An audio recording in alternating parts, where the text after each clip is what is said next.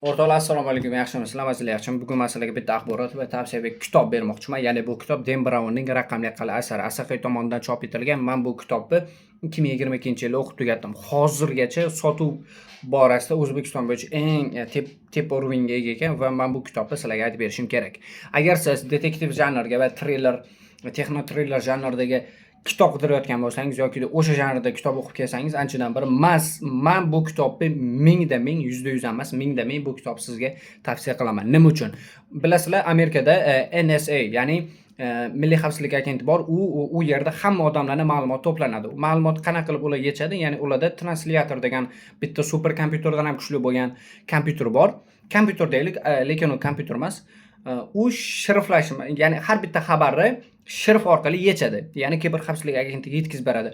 U apparat shunaqangi bitta kodga duch keladiki, agar u kodni u apparat yecha olmasa, ya'ni chegaralangan vaqt ichida yecha olmasa, apparat avtomatik ishdan chiqadi va Amerika yiqqan har bitta ma'lumotni hakkerlarning qo'liga shunaqa qilib tutkizib beradi, qo'pol qilib aytganda. Shu voqea xuddi shunday davom etadi kitob ichida.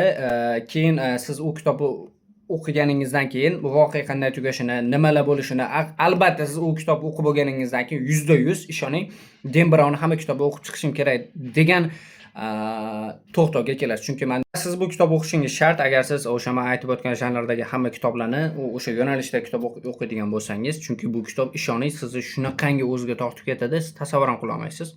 Siz bu kitobni internetdan qidirishingiz mumkin. Dan Brownning Raqamli qal'a asari. Menda u kitob yo'q, hozirgi holatda menda yo'q. O'shaning uchun men sizlarga ko'rsata olmadim. Charchamanglar, ishlarga rivoj, kunni xayrli o'tsin.